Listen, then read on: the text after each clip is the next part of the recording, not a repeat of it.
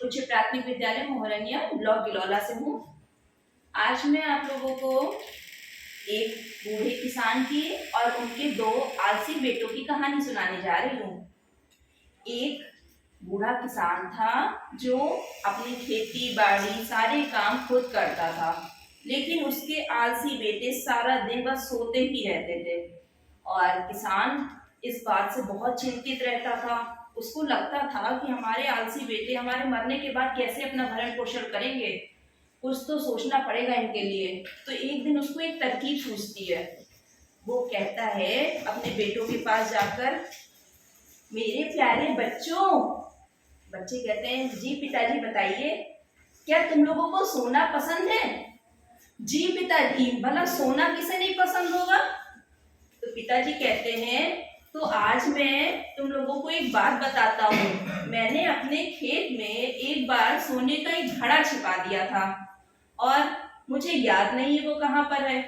और मैं चाहता हूँ कि मेरे मरने से पहले वो निकल जाए और मैं तुम दोनों में उसको बराबर से बांट दूँ। अब दोनों बेटे बहुत खुश हो जाते हैं। वो कहते हैं, तो बहुत अच्छी बात है पिताजी, क्या आप मुझे बता सकते हैं वो कितनी गहराई पर है? पिताजी को नहीं पता। फिर दूसरा बेटा कहता है, पिताजी कोई जगह कुछ अंदाजा हो तो बताइए। पिताजी कहते हैं, ये भी नहीं पता। ऐसा करो, तुम लोग कल सुबह पूरा खेत खोद डालो और तुम लोगों को मिल जाएगा। दोनों लड़के सुबह का इंतजार करते हैं और चले खेत में हल लेकर के पूरा खेत खोदना शुरू कर देते हैं। क्या होता है, कहीं भी सोना नहीं मिलता है। थक हार करके शाम को पिताजी से कहते हैं, पिताजी कहीं भी हमें सोना नहीं मिला, हमने पूरा खेत खोद दिया था।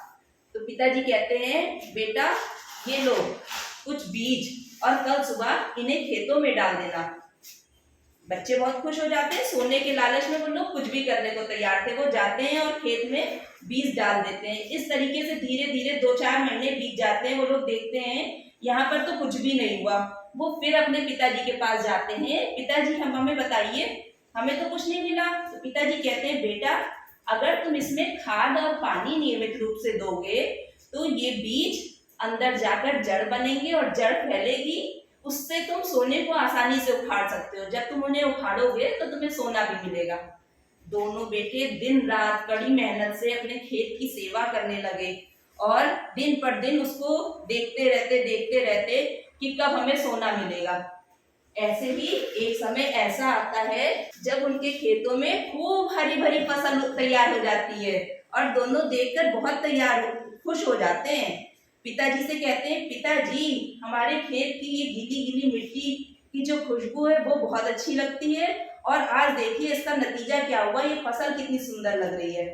तो पिताजी आते हैं, कहते हैं, बेटा मैं तुमसे इसी सोने की बात कर रहा था, यही तो असली सोना है। इस सोने के जरिए ना तुम सिर्फ अपना पेट भर सकते हो बल्कि तुम अपने पूरे परिवार का भरण पोषण कर सकते हो। लाखों करोड़ों लोग तुम्हें दुआएं देंगे अगर तुम इस तरीके से कोई काम करोगे।